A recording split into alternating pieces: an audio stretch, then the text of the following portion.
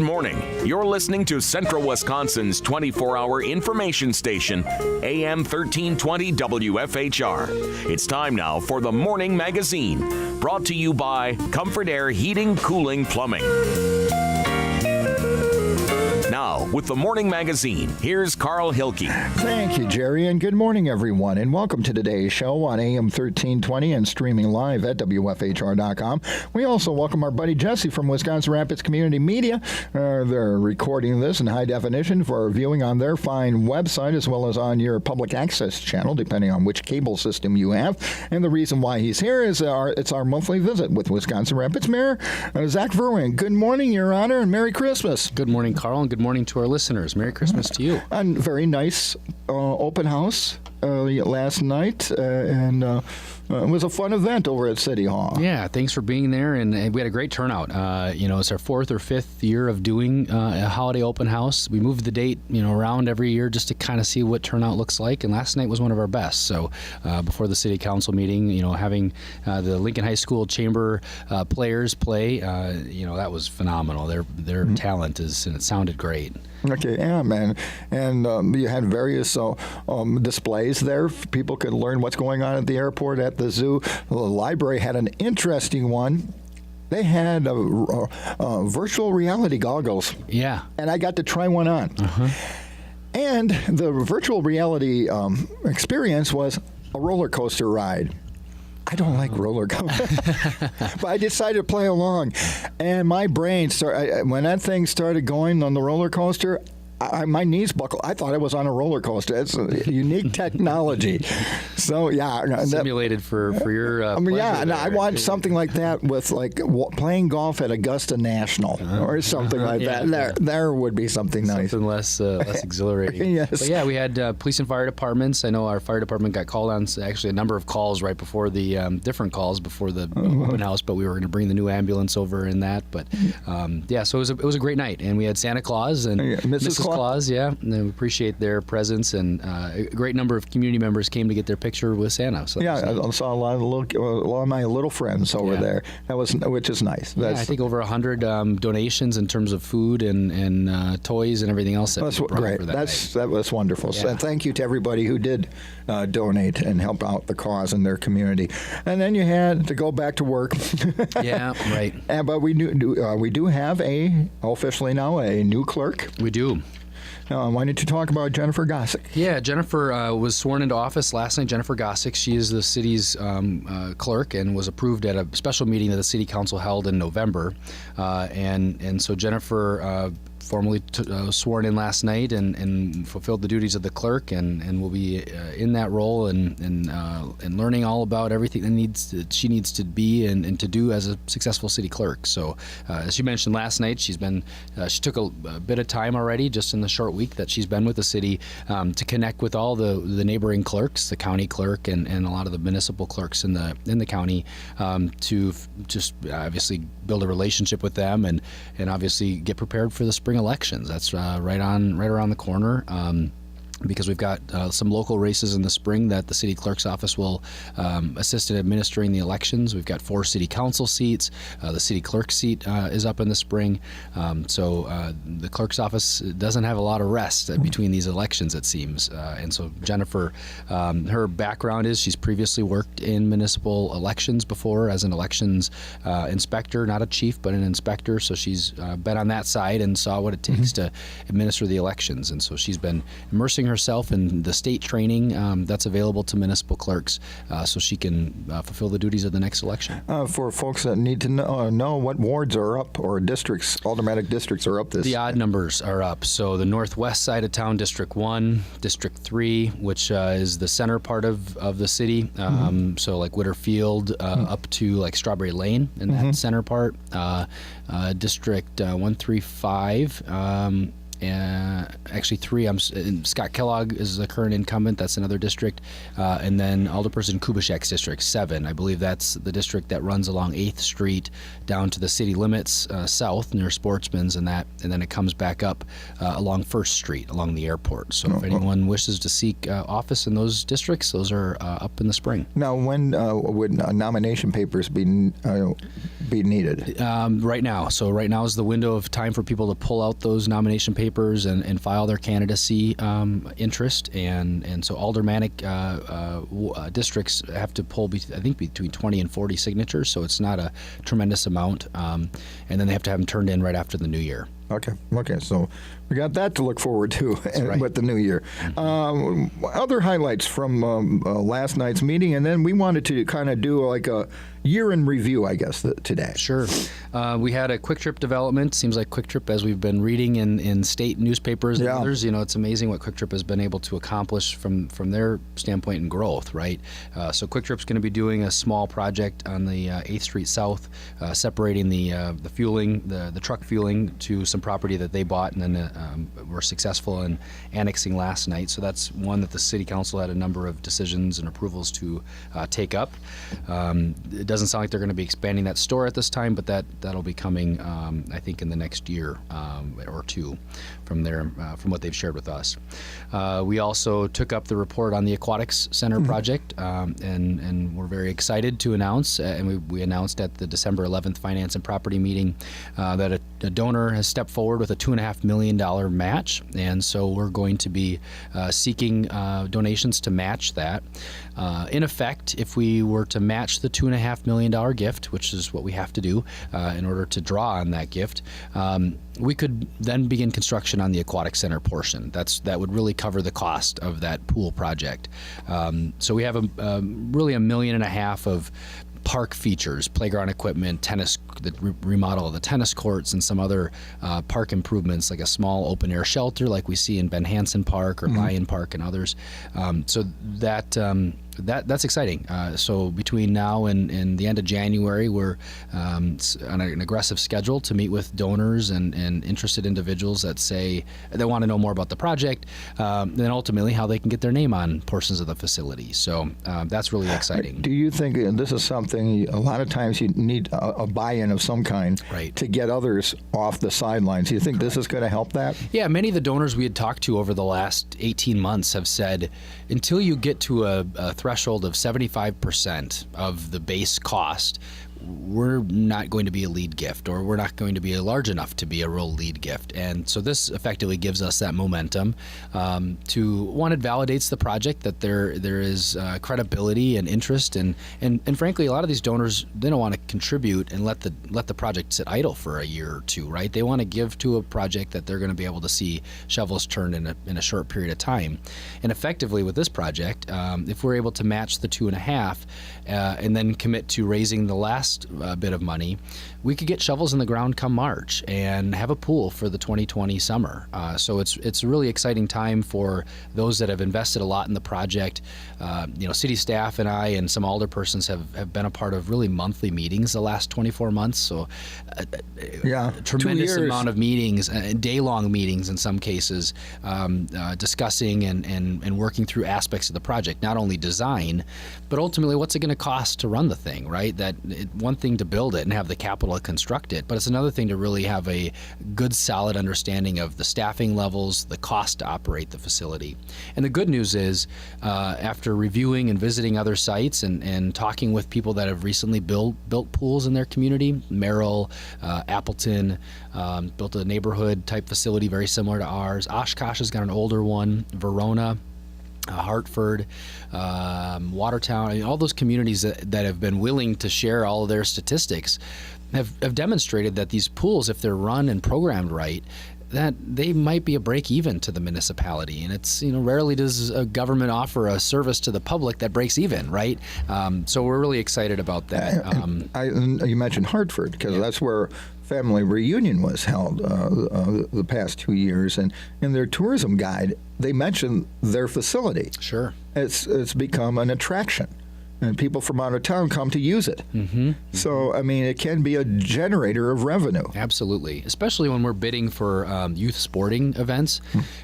You know, when you've got a tournament schedule and you've got 5 hours between there and your next game, or you're not playing the rest of the day and you're playing tomorrow, and it's probably not timely or maybe cost effective to drive back and forth, you're looking to spend a night in a fairly inexpensive hotel in or affordable hotel in town, and then spend an afternoon at the pool. I mean, those are the types of amenities that these sports groups look to in communities where they want to hold their tournaments. So whether it's soccer or whether it's youth baseball or softball or t-ball, having this type of amenity is great from a youth tourism perspective for sure. Okay. So now we move forward with that. Right. When do you think we might learn that we're going to be ready to put that shovel in the ground? Well, we're optimistic that generally we have to have a decision or at least some degree of confidence by late January or into February for us to be able to put the project to bid. So, you know, we'll continue to update the public on that.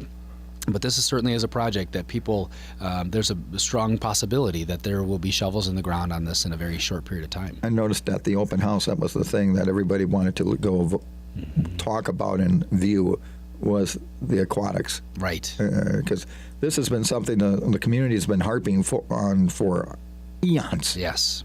I remember as a kid, I mean, in early 2000 when this was the last iteration of this, right? And even before that, there are files in my office from the late 90s where a new facility that would serve more of the city as a whole instead of operating multiple neighborhood pools, because that's just not cost effective to do. So having a facility that has the concessions and the programming that help afford it itself, you know, pay for itself is key. Okay. Other highlights from last night. We held hopefully the conclusion of a spirited discussion about this phase and the scope for Riverbank Phase 2 work. Okay. And so the project will proceed, and we'll be letting bids on that project very soon. And really, what's some of the controversy right now? There was a feature within the park that I think it was fairly easy for an alderperson or alderpersons that weren't quite supportive of the project to pull out, and that namely is this Riverview Balcony project. The balcony is located at the north end of Veterans Park, and really the concern was maybe we need to do tuck pointing in lieu of the balcony, and tuck pointing is really a maintenance issue that really doesn't need to be done with the project. It can be, certainly, but it's one of those items that we don't really have a good understanding of what the scope and what the cost will be.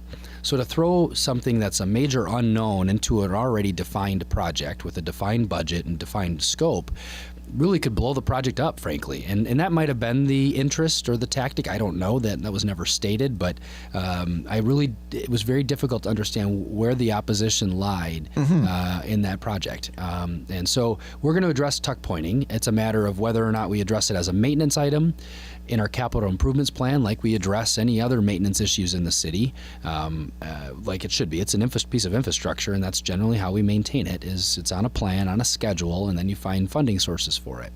So last night's discussion was to reinstate that feature, the balcony, which would be great for, it's like a 12-foot by 76-foot long balcony. It cantilevers over the wall, so it'll be out over the river wall. It won't sit on the river wall, but it'll be out over it. And there's potential that special events could be held there. That item could be where somebody could reserve it for a small family gathering, for a wedding, for a business party or a business outing. We know that Veterans Memorial Park is one of our most prized downtown parks, right?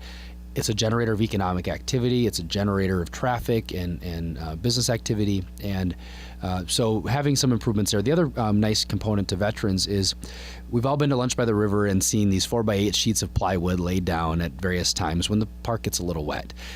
So we're going to build a small stage for these various performances to occur on. At sort of where they're currently performing those dance and other acts. The other nice enhancement is seating. Because it's such a widely used park, one of the biggest requests we get is more seating, more places to sit down, especially if you don't bring a lawn chair or something. So what we're going to do in the designer took that feedback and really the desire to maintain the look and the feel of that park, not to add a bunch of picnic tables and big benches and Right. to junk it up, but to really maintain the aesthetics of it. And I give the designer credit because they created these, or Wausau Tile actually has a product just north of here at Wausau Tile that produces like these concrete sculptural benches. So they'll be inserted into the ground. They'll sit up 24 inches or whatever the general seat height is, and so they'll be kind of architectural features when the park isn't being used, but they also won't inhibit the view of the river, and they won't detract from the elements of the park. Okay. Yeah. So that's Mead Rapids View. Excuse me, and some other seating elements are in the designs and in the plans. A number of the sidewalk panels are heaving, and we've had to address that. And then there's some storm water issues that the concern related to the river wall is some of that water is directed to the back of the wall. And we want to redirect that so that way it doesn't seep through the wall and cause structural issues down the road.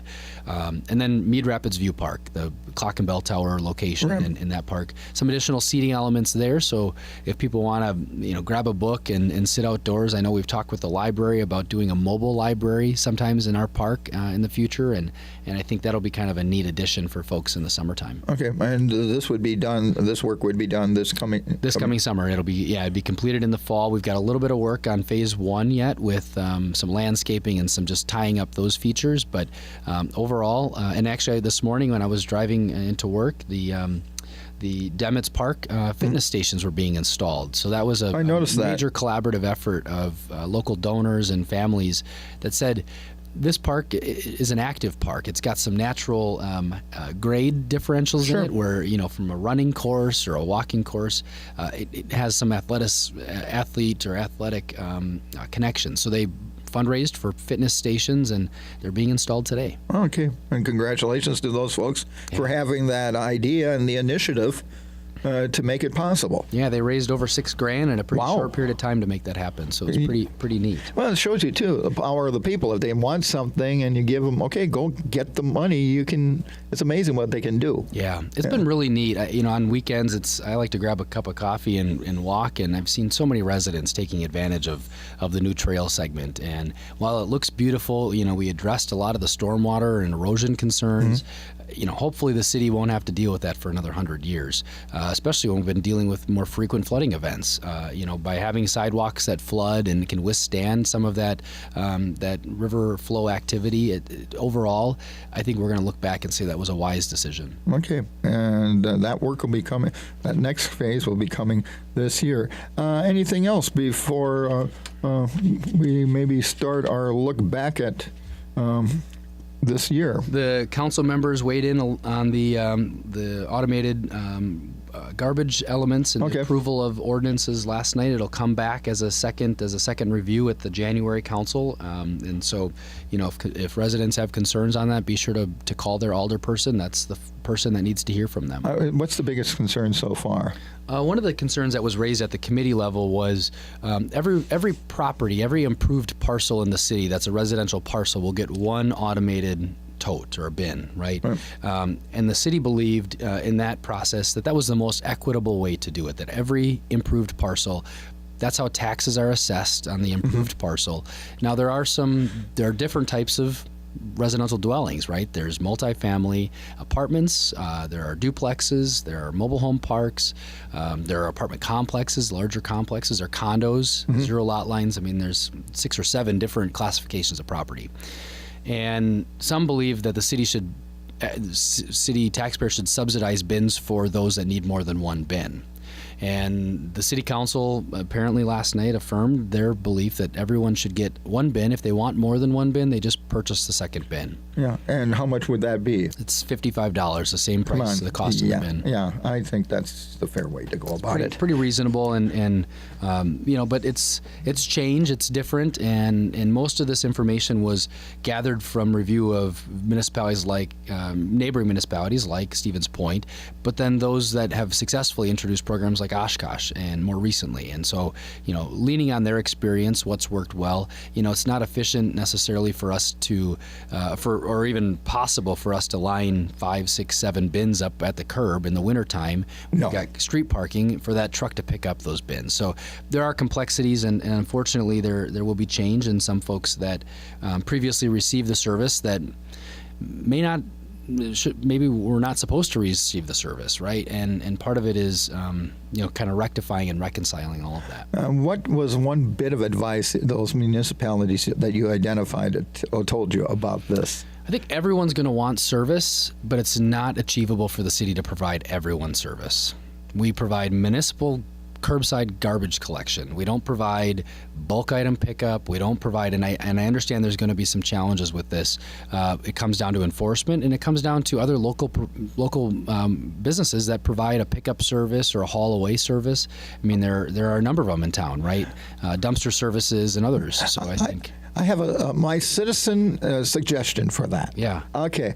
When you distribute the new bins, include in that, attached to it, a list of services available for those large items. Sure. It's a great suggestion. Some have already called us and said, hey, we remember, don't forget about us. We provide this service. I just, people would get, for larger items, here are businesses you can contact. Right. And numbers. Yep. I don't think it would cost that much to put that. It's just another piece of paper in the packet of information. Yeah. I think that's the easiest way to do it. People be getting that information, reading it, and then they go, "Oh, here's something." They can put it on their fridge door, and if we need that, I'll call this. Yep. Right. And also, you companies could also advertise on AM 1320, and we'll get the word out about the services that you provide.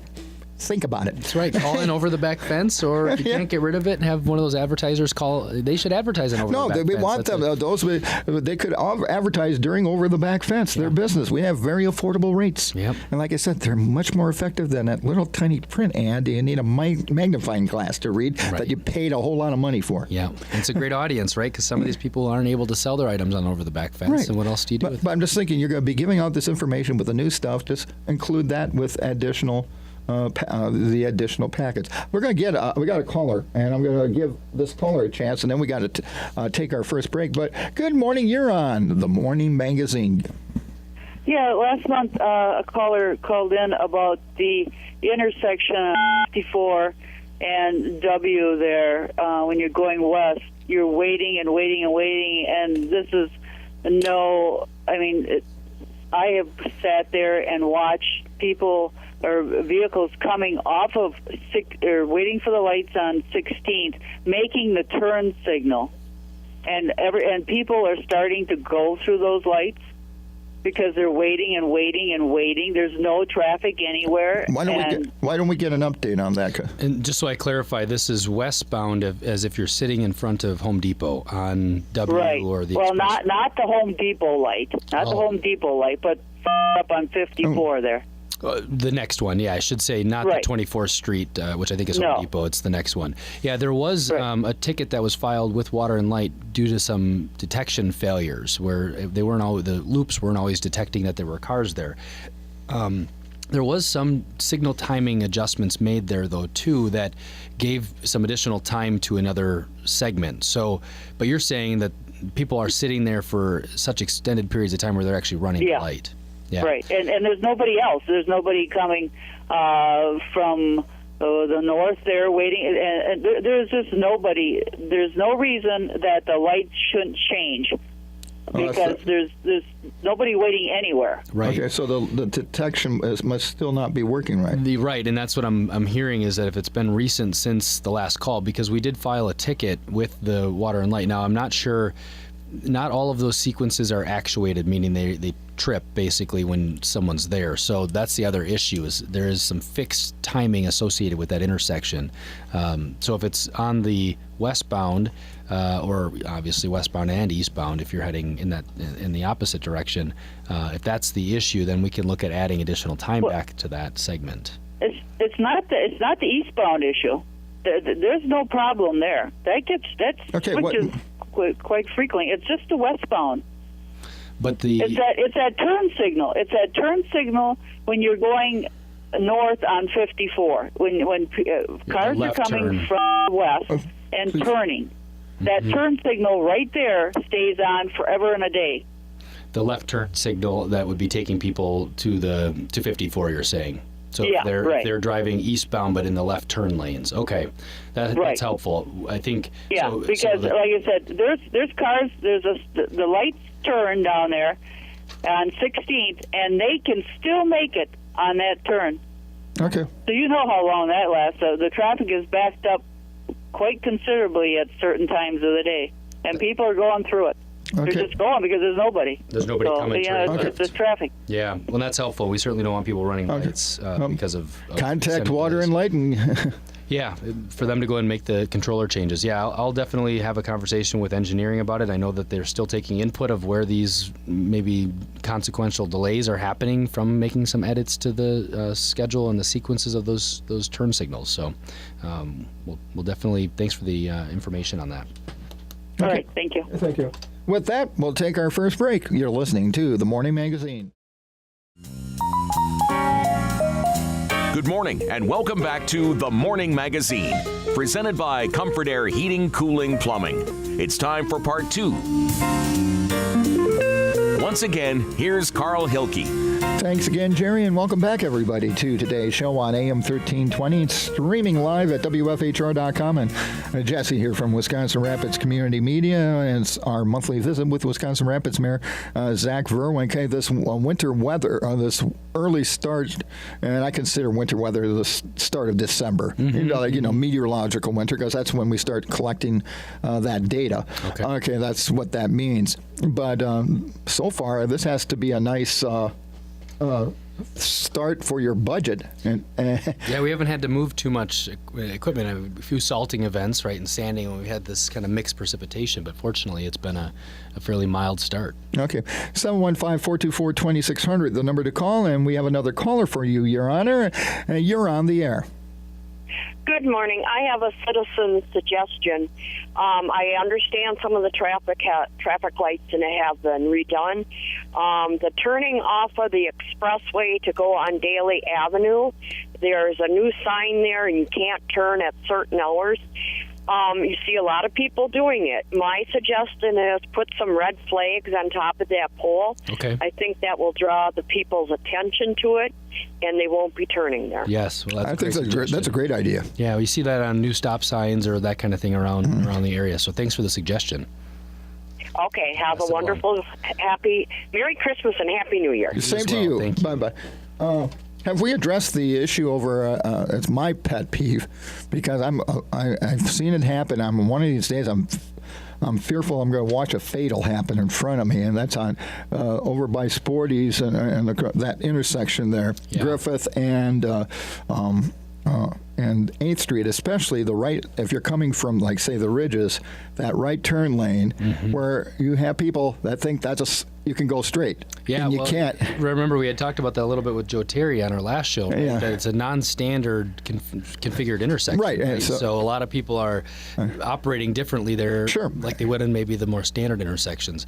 Because that's a county situation, the county highway department has to address that. Okay. Because it's not in the city's jurisdiction. Okay, so have you, as someone, let the county know about? I'll mention it then to Doug Mahan when he's here the next time. Right, please do, because I think a couple of concerns is the pavement markings. Obviously, there's times of year where you can do that effectively, and I think that was a concern of when they could do that.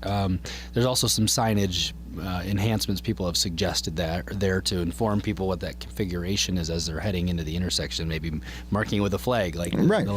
to let people know, because you see it all the time, and I understand, because at a normal configurated intersection, you could go forward or right. Yes. But if you really look at it, a line of sight, if you go straight, you're going to go right into the motel. Right, yeah.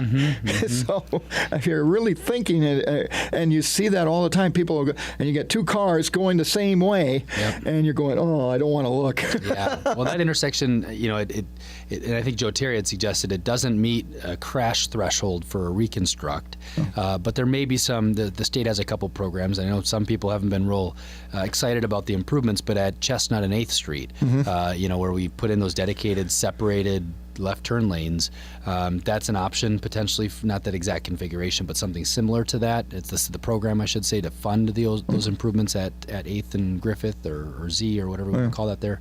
And the same goes for Lincoln and the Expressway.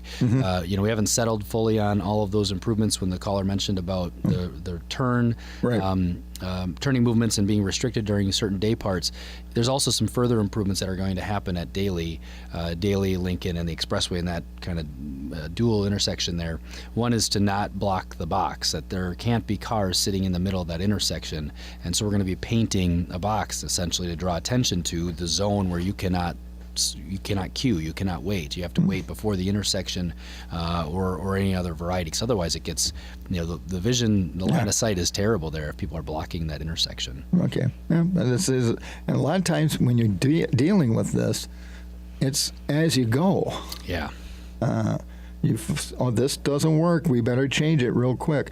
Like, for instance, so far this school year, how has the changes by Lincoln High School been working out from law enforcement's perspective? It's quite a departure from what it was before, and I'm pleased to hear that there haven't been many complaints. We generally hear when there's problems and when people are complaining about certain circumstances, not necessarily when things are working well. So for me, it's been a no news is good news. I think some of the compliments have been that it seems to be more logical to move traffic. I think the other one, the other thing I was going to mention when you said schools was, just look at when the district made their shift to moving ninth graders to Lincoln and then, really vacating East Junior High in large part. I mean, they're still using it for limited purposes, but all that school was programmed. All those intersections were programmed around a school being there, right? One-way streets, no parking, and all those things. So that's a case in point where traffic situations evolve and traffic volumes through a lot of these intersections change over time. I look at the 2nd Avenue South, the left turn off of the Expressway, and you have to believe that when you moved all those students to Rams, that traffic is coming largely from the east, and so you've got intersections that are now affected by that change that oftentimes you can't make changes until you can study what the current problem is. So it's an evolution, I guess is the point. Looking back at the year, what would you say if you're going to report to the citizenry about what has been accomplished and what still needs to be done? I can think of a bunch of. I'll start off with one because we just heard it again here in the office not too long ago. Everyone's wondering, both with the Triangle project and also with the stuff that the Mead-Witter took down. They're going, what's the plan there? No, I keep telling them it's not the city. Right. There's this perception that the city did that. That was the Mead-Witter Foundation. That's their property. Right. And so somebody came up to me at the open house last night and asked why the city tore those buildings down. So yes, there's a lot of misinformation about what the city owns and doesn't own and controls and all that. And there hasn't been any further progress to report on the Mead-Witter property. And I think, heading into the winter and some time after that, those buildings were demolished.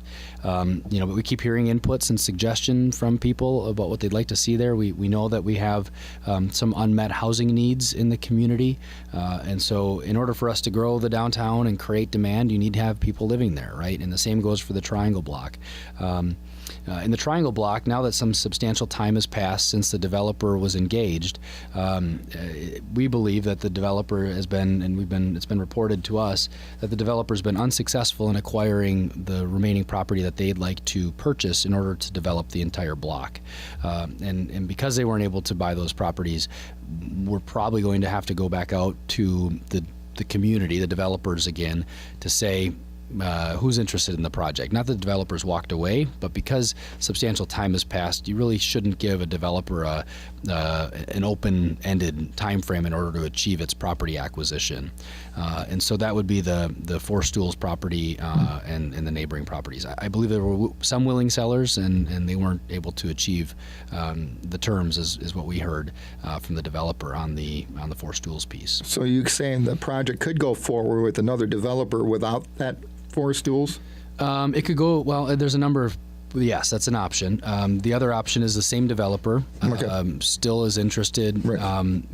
How you acquire that remaining property is potentially challenging, right? And comes Could it be condemned? Yeah, I mean those. There's a few other options that the city could take to Because it's a TIF district, right? And it's been blighted, deemed blighted, a blighted TIF. And so not that all the properties are blighted, but there's been a determination, I guess, as you say, on that TIF. So those are all options, I'll say, and we're having some conversations right now internally about putting together a vision for what the city would like to see that property look like, and then including that into another RFP for developer interest to tell developers, here's what we're looking to do. In terms of underground parking, under the aesthetics of the building, the height, some of those basic massing things. So we believe perhaps in January we'll have another request to the council for them to support developing that vision and then putting that back out to RFP for developers. And that's a request for proposals. And then do you think you'll get some proposals, or have there been other developers saying, hey, if this person, if they're not really interested, we're interested? Definitely. I think not that they have self-identified that, hey, we want to be a part of that project, but there's developers that have contacted us saying, hey, let us know about projects that are happening in your community, or even general contractors that are working with developers on different sites. I think as the economy has taken an uptick around the state with new housing and new construction, there are markets where it's too expensive for them to do business, or land is at a premium, and the same incentives that we might be offering here are not offered elsewhere. So I think it's just a confluence of things, and frankly, because a substantial, almost a year has passed since we engaged the developer to begin property acquisition discussions there, and perhaps there's another developer that's just as ambitious and just as aggressive, and maybe is offering a better package. Yeah, and it also might force the current one, if they got a timeline, and they're going, okay, we got to get on this, right? Or we're going to lose this to our competitor over here. Yep. Because these guys, they all know each other. They do. Yep. It's a pretty small world. Yeah, and it's a very competitive world. Right. They want these projects. They want that in their on their resumes. They want that to show off. Especially these projects that are in downtowns that are sort of catalytic in nature, where they generate new demand and new activity and a new vibe that a lot of developers want their name on that. And that's part of their portfolio. That's what sells their next project in another community. So as far as we're concerned, we ultimately want the best development there. We're not going to settle, I think, for a smaller project or something that's less catalytic, because we wouldn't be achieving the full return on the taxpayer's investment in that project. Okay. So we got, and anybody who's been downtown has seen how quickly the Boys and Girls Club YMCA project is moving now. Yeah. How's that going from the city's end? It's going great. To see that construction activity on a daily basis. When I came over here today for the show, that mall looks different every day, and it's coming down pretty quickly. If folks haven't been by that site, they very much so should consider checking it out. It's happening fairly quickly. Demolition should be done, into the new year, and then they'll begin their soil testing to make sure that to identify potentially any contamination under the building, since they weren't able to test under the building. And then they'll begin construction. And we're just shy of a year from when they're hoping to be into the space, especially the Boys and Girls Club. With all the stuff that could be happening building-wise this coming year, we could be talking about a great boon for motels and hotels in the area, not from tourism necessarily, but from contractors. For sure. I think if anyone's in that hospitality space, they're in for a good year. I know that talked with the Verso folks and understand that they've got some projects slated for 2019 that they're not to the elevation of Nine Dragons or ND Vapors investment, but certainly Verso continues to look at reinvestment, especially as the industry really has turned around and they're profitable again. Now that helps though too for you and the chambers of commerce and everything else. Anybody, Reggie, when you can take a prospect around and they see all this activity happening. Yep. I don't think the average person in the general public understands that. Maybe you can help explain that. Yeah, most definitely. The case in point, providers at the hospital. Most recently, 2 weeks ago, we held a provider visit for a psychiatrist that we were hoping would accept a position in the community. And so part of that process is to sort of be a tourist in our own hometown and take people around the community and show the sites, the most recent investments, take them out to Mariani and just show them what that facility does and the fact that they've created over 100 jobs since some of their expansion work began.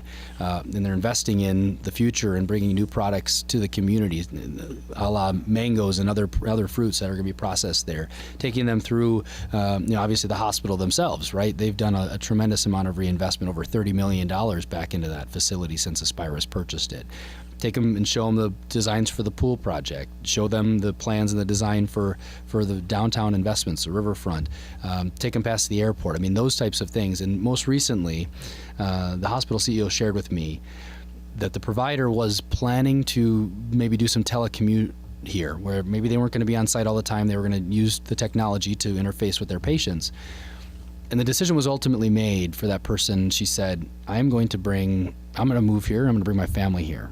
And because we believe that Wisconsin Rapids is on the beginning and the edge of emerging as something different than what it was.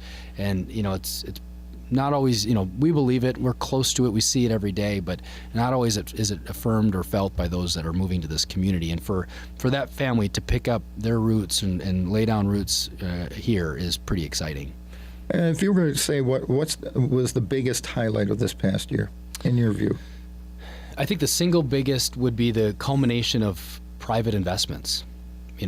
Look down 3 blocks from here, and the Wheelers family bringing Chevrolet back to Wisconsin Rapids and making a big bet on the west side of our community, right? As I talk a lot about public investments, but I think just the culmination of private investments in this community, they're in excess of $50 million, maybe closer to $100 million over the course of 2018. And sometimes these reinvestments in the mills in particular, you don't see them because they're not new shiny buildings. But when that reinvestment happens, it ensures their long-term success and their longevity. It's an investment in their people that work for those facilities and support those industries. I think that's the single largest, and that's from single-family homes to the multifamily housing projects we've talked about that the city has sold land for and engaged with developers in. I think that is a huge success for 2018. The bar is set just as high for 2019, and we've been working on a few projects that we hope will be successful and we'll be able to announce in the first part of 2019. Many people in a vacuum don't quite understand the longevity and the extent that these economic development projects take on. They take a while to put together. Up to a year sometimes. There's one that we've been working on since spring, and there's no certainty in that until you can each other sign and the parties sign on the dotted line, and then they make their announcement. So, the bar's been set. The new housing activity and the construction activities, both public and private, are really exciting. I think, other investments, public investments at the airport, that $4 million is going further thanks to some federal aid that came in late this fall and winter. So we have a few more dollars to invest in that infrastructure asset, and there's no question, will that facility serve economic interests of the Wisconsin Rapids area for the next number of decades? I mean, you don't just put pavement down for one user. When people recognize that there's capacity there to be utilized, other businesses take notice, especially when they don't have to invest in it or it's already there. There's a big time saver, right? If you don't have to design and build infrastructure when it's already in place, people take notice. I'm hearing talk of a new hangar out there. Right. Mm-hmm. So, we got to take one last break, and then I want to talk more about this. You're listening to The Morning Magazine on AM 1320 and streaming live at WFHR.com. We wrap up our monthly visit with Wisconsin Rapids Mayor Zach Vruwink. What is it going to take, Your Honor, you mentioned the bar is set high for next year. Mm-hmm. For some of these projects to be completed, what's it going to take? Well, I think there's a degree of confidence, right, that I think we've seen borne out in some of the investments that, take the Aspirus system, for an example, right? They saw a major opportunity to bring services to the Wisconsin Rapids area, and from a highlight standpoint, their investment and putting their money where their mouth is with behavioral health. Mm-hmm. We've always talked about some of the challenges related to drug addiction and substance abuse.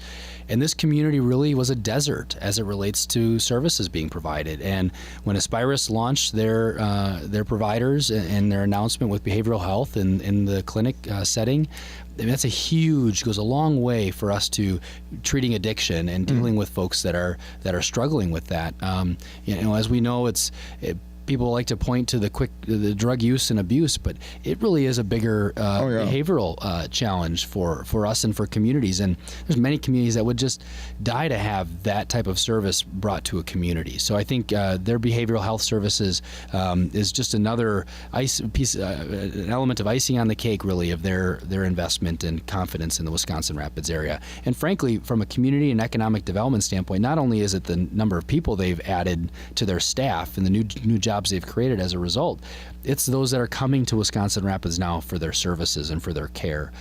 They're ready to announce, or they've already announced they're opening their clinic down in Adams.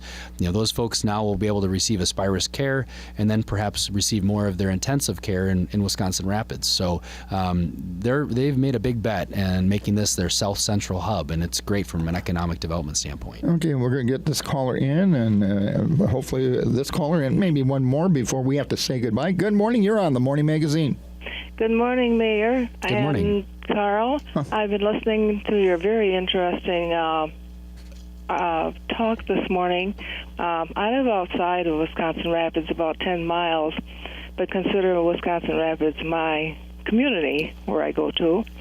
And Mayor, my husband and I attended the meeting of the senior housing, and I thought that was very valuable because you and the others gathered information from people who could be prospective clients at some time in the future.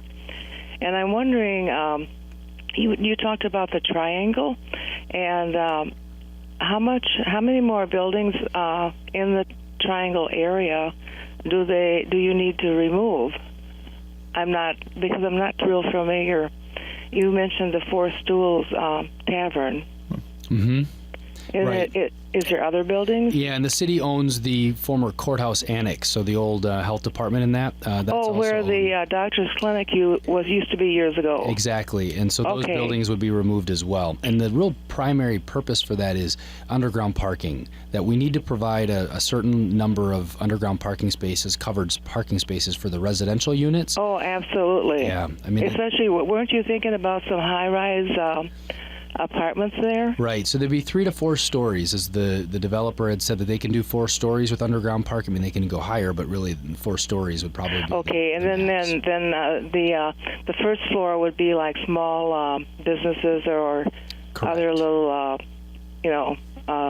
amenities that might be a drawing card for people in the community. Exactly. So some of those services that people may have to travel different parts of the community for. We've seen a lot of downtowns, a small market where it's not a full-on grocery store, but you can get your staples. You can get maybe some prepackaged lunch items and sandwiches and maybe kind of along the lines of a deli. Right, Mm-hmm. right. Yep, and that's exactly part of the plan for that space. Oh, okay. Because I remember when, in fact, years ago, I worked at the doctor's clinic down there. And that building wasn't really good then. Yeah, it's in tough shape. I've walked through it a few times, and the county has vacated it and gotten everything they wanted. They've left us a few things, I'm sure, that they didn't want in that building, but we didn't want to tear that down until we had an understanding of when the other properties were going to be acquired. Right. And I think that triangle, the things that you've been talking about, and I've listened in other times when you were on the radio, it seems to me, is from an outsider, and I know people who are living in Wisconsin Rapids are closer to it than I am, but it seems like everything you've been doing in Wisconsin Rapids is positive. Well, thank you. I'm glad you're seeing that. Especially that the Wisconsin River, and in my opinion, is a treasure. Now, a lot of people will tell me, oh, it's not, but I really think it's a treasure. A lot of communities would die to have a riverfront like we have. I hear it from our folks in Marshfield. They don't have any water to speak of in their community to celebrate. Yes, so. well, and when my husband and I are traveling, when we come to a town or village or a large city and we see water, automatically it perks us up. This would be a place to live. Right. Yeah. And having housing options near the riverfront is certainly a key to economic success. Especially if we're attracting companies that want to employ people, right? Our housing is largely occupied, or at least the habitable housing is high. Well, I know you're talking about some like out here on across from the Wood County building. Isn't there some housing thinking about going in there? Which Wood County building? 17th and Is it Rosecrans? Yeah, unfortunately, the city council did not approve that project. Yeah. I thought that would be just ideal housing. Well, we thought so too. Unfortunately, they didn't. Unfortunately, the city council disagreed. Okay. Yeah, it's kind of like living in the city, but kind of like living like in the country in the city. Most definitely. That's what we thought. And really, West Side neighborhoods and frankly, Meade School, they need additional residents. Oh, yeah. Okay. Unfortunately, we got to wrap it up. Okay, well, thank you very much. Thanks for the call. And Bye-bye. Merry Christmas. Merry Bye. Christmas. Well, with that, Your Honor, Merry Christmas to you and everybody at City Hall. Thank you, sir, and also to our listeners. See you next year. Okay. That's Wisconsin Rapids Mayor Zach Vruwink, and that's going to wrap up today's edition of the Morning Magazine on AM 1320 and WFHR.com. We also thank Jesse for being here from Wisconsin Rapids Community Media. You can view the video of this show on their website and on your local public access channel.